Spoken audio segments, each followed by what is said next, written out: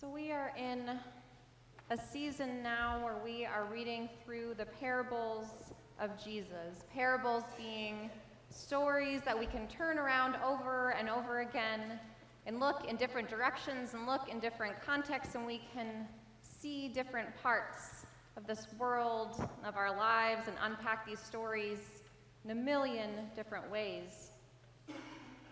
We're also in a season where there's a lot of talk about spending, what we spend our time on, what we spend our energy on, what we spend our voting time on, what we spend our money on. I don't know about you, but I'm getting harassed when I open my mailbox. Out comes a flood of letters and pamphlets of people trying to get me to vote for them right now. I'm also getting text messages. I don't know who got my phone number, but people are texting me about voting in some way. I must have signed something at some point that gave people my information. And we're also starting the holiday shopping season and spending what feels like a gazillion dollars on a single bag of candy. How in the world is chocolate that expensive? And we are in this season also at this church talking about stewardship. As the whole rest of the world is wanting our attention and our money and our time, we take this intentional space to open up, to be away from all of the advertisements and to actually consider how it is we want to spend our money and our time in ways that truly matter. In moments like these, when we experience tragedy, we stop taking moments for granted. We start recognizing that spending our time and our money in meaningful ways is not something that we get to do in retirement that we can push off. It's something that we must do now, because now is all we have. Pastor Elizabeth talked last week about the precious. You can go back online if you want to hear her Gollum Lord of the Rings impersonation, which I listened to multiple times just to make me happy. About investing in the precious and what is truly meaningful and what matters in our lives. The story about Jesus inviting us to give up the quick fixes, away from buying that instant garbage. Do you ever buy something and you know that you're going to throw it away within less than a day? Maybe you need a phone charger, and you're at basically anything you buy at a gas station is something that you know probably is not going to work, but you put your false hope in the sense that maybe these $5 headphones will actually work and not actually break my ears, but it never does quite work out that way. Jesus wants us to move away from that, away from the instant garbage, away from the quick fixes. So our story this morning is Jesus talking about some substance that comes from the earth. Again, another small substance, but not the oyster, not the pearl. This week, we're talking about the seeds that Jamie and Jacob demonstrated. So we hear the parable of the mustard seed. Jesus told them another parable. The kingdom of heaven is like a mustard seed, which a man took and planted in his field. And though it is the smallest of all the seeds, yet when it grows, it is the largest of the garden plants and becomes a tree, so that the birds can come and perch in its branches. Truly, I tell you, Jesus says, if you have faith as small as a mustard seed, you can say to this mountain in front of you, move from here to there, and it will move. Nothing will be impossible for you. And Jesus told them still another parable. The kingdom of heaven is like yeast that a woman took and mixed into about 60 pounds of flour until it worked all the way through the dough. So this morning, I want to invite us into 3 reflections, 3 takeaways that I got from reading these texts this week. And the first is this: small things can make a huge difference. Small things make a huge difference. This may be one of the more obvious parts of this lesson. This seems to be what Jesus says pretty explicitly. Jesus is emphasizing over and over again how tiny this little seed is and how it becomes such a big tree, and that such small things can even move mountains.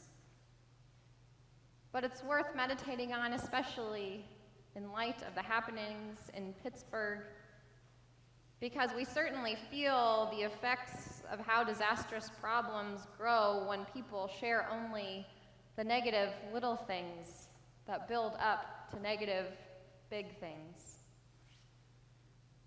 Have you ever heard of the phrase death by paper cuts? It's a little bit like that. You have those days where nothing particularly tragic happens, but it's the little things that add up over and over again, the devil being in the details. We definitely feel those kinds of days where at the end of the day, all you want to do is yell and cry and be upset, and you're not even really sure why. This is an important analogy this morning, because things like hate crimes and tragedies, we're not born wanting to be people of mass destruction. We're not people who go from 0 to hate crime. We're people who are formed over and over and over again, day by the little things. We're formed by the little, tiny, good, and beautiful things. And we're also formed by those tiny comments and jokes, comments of disgust, comments of neglect, tiny paper cuts of disrespect for one another. That is where a hate crime is born. So we need to pay attention to these little things, these little beautiful things, and these little tragic things in our lives, because these are things that form us, and these form the world around us and become something giant. We don't always realize the good things when they add up, so we need to take time to be intentional about how we share them. Things like a couple dollars in those Salvation Army buckets. Things like knowing and saying someone's name, maybe even a cashier in line with their name tag. Good and bad both spread so quickly, these small things. So we in this place can commit today to choose to share the good.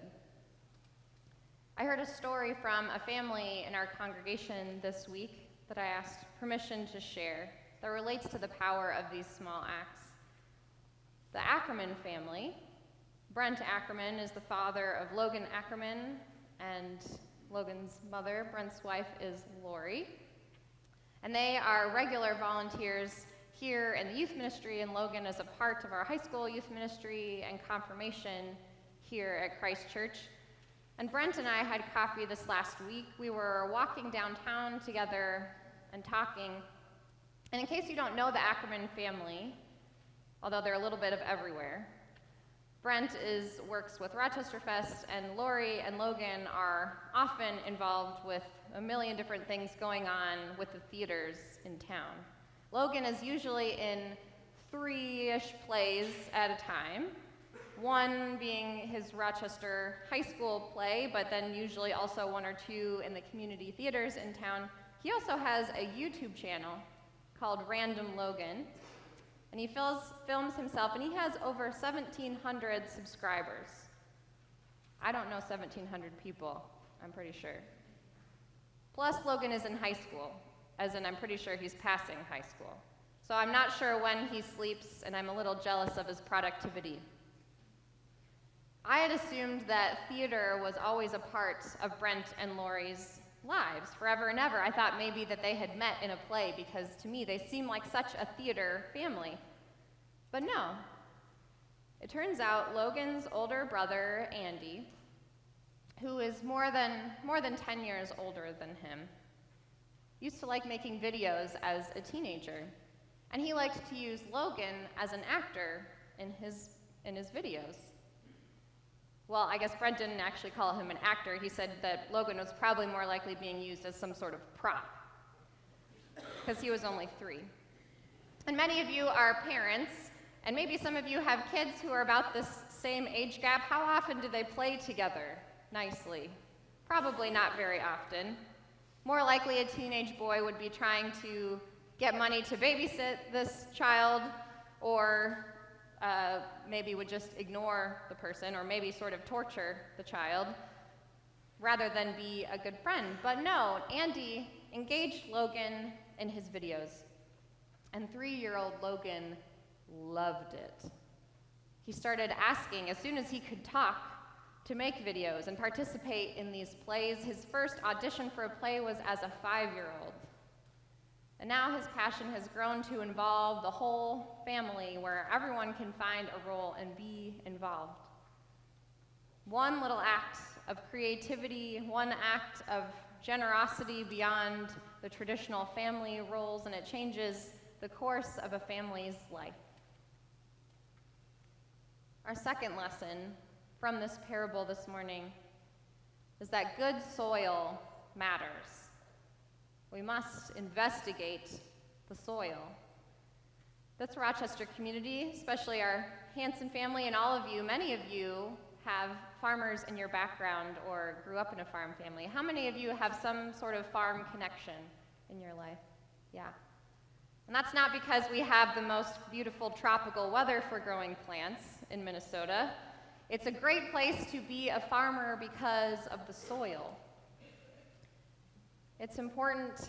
A seed can be as good as a seed wants to be, but if it's planted in bad soil, it's not going to go well. It's only when a seed is planted in good soil that it can grow to be this big, powerful, abundant mustard tree.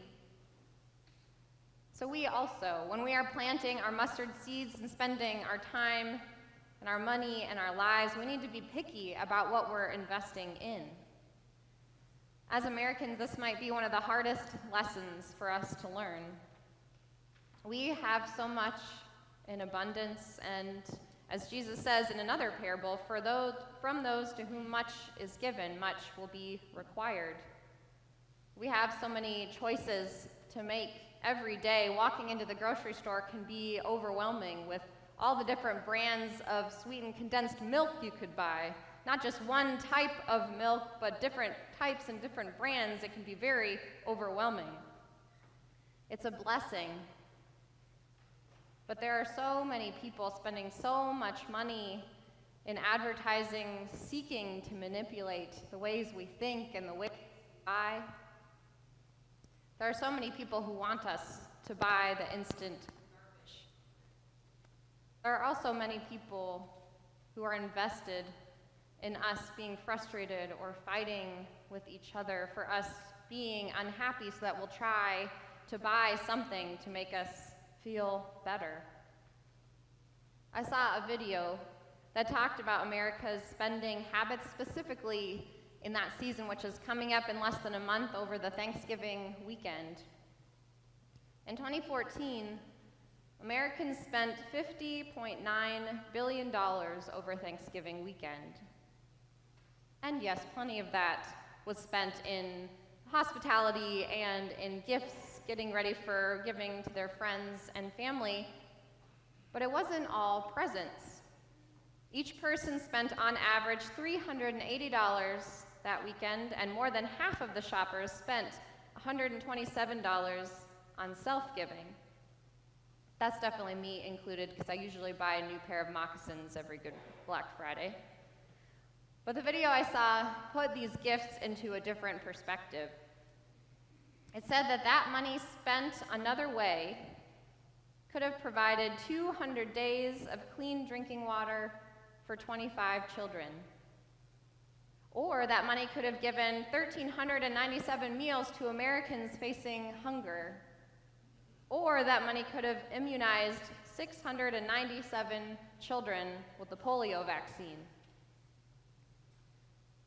I share this not to make anyone feel guilty about their spending habits, so this is me as much as everyone else. And presents are fun, and gift giving is many people's love language. And why not spend money on things when things are on sale with a great deal, like on Black Friday? But it's good and helpful to put things in perspective sometimes with money. Every time we spend $1 on something, we are voting for the kind of world we want to live in. When I spend $4 on a PSL, does anyone know what a PSL is? Pumpkin spice latte. I really like certain PSLs, but those are $4, and that is money that I'm choosing to spend on that, and I'm never going to get that back or spend it on anything else worthwhile. So we have to ask ourselves sometimes, is this PSL money a mustard seed that will be planted into the kind of soil that's going to burst mustard seed goodness into all the world? Or will my little happiness seed be planted and live for a moment and then stay right where it is? This is a community I've experienced that pays a lot of attention to these nickels and dimes and dollars and takes them pretty seriously in a lot of places. For instance, in this Thrift on Fifth thrift store we have downstairs, they have made thousands of dollars for Thrive scholarships by selling clothes for only $1 or less. And in our Rochester high schools, three of our Rochester public schools, every Christmas season, they are charged with sort of a business mentality, and they make contests and they put on performances. And they, as these three schools, usually raise over $100,000 for Rochester charities with pocket change. Every single dollar that we spend is a vote for the world we want to live in. So are we being intentional with the soil that we are planting ourselves and our dollars in this season? Our third lesson we learn from these mustard seeds is the less fun part for some of us. And that is that we must go all in. Big change is a marathon and not a sprint. It takes perseverance. If we want to live in the kind of country we've been talking about, a country without these tragedies that we experience far too often, it's not just one day or one vigil or one moment that makes all the difference. It is moment and moment and moment after another, day by day by day, of working for peace and consistency, and over time that we create the kind of change and create the kind of world we want to be living in. We all want to be doing these amazing, big, tree, awesome things for the kingdom of God. We want to live in this beautiful and powerful and peaceful and radical world. Who wouldn't want to change the world with our creator of the universe? But this big growth takes time and patience, despite what all the advertisements want us to think. If something promises quick results or promises change with a swipe of a credit card, then it's probably not worth buying. One of my favorite poems is one that we've had in the bulletin in various phases over the last few years. It's pretty long in itself, but there's one clip of it. It's a poem by Wendell Berry, The Mad Farmer Liberation Front. And in one of his sections it says this: ask the questions that have no answers. Invest in the millennium. Plant sequoias. Say that your main crop is the forest that you did not plant, that you will not live to harvest. Say that the leaves are harvested when they have rotted into the mold, Call that prophet. Prophesy such returns. We are called to plant in this good soil in ways that might not even be fully fulfilled by the end of our lifetime, to recognize that the work we are doing is not just about spending some money, but it's also investing our whole selves, our relationships, our presence, our thoughts and our prayers and our energy. We are called to let our roots spread and deepen in this place and in the places to us that truly, deeply matter. And then we can know and hope and trust that we are not investing in instant garbage, that all of these investments we know God is using, that God is blessing and transforming, and we can have all the faith and hope to know that we are creating a tree that the birds will be able to nest in. So it is overwhelming thinking about all these things we can be doing in this world. It's overwhelming, and it's a lot to think about.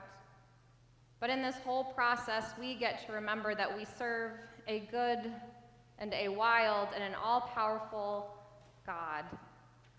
We get to serve an energized spirit that cannot be stopped. We are created not to just be seeds that get planted one time and stop right in that soil, but we are planted as a weed of wild mustard that takes over the spaces where it's growing, whether or not we're ready for it. Where you are now and all that you have right now, this is all you need to start to be a part of God's kingdom and world transforming work. We don't have time to waste, and we don't have time to wait. So let us go all in and be the seeds of transformation in this space and in all the spaces we encounter. Amen.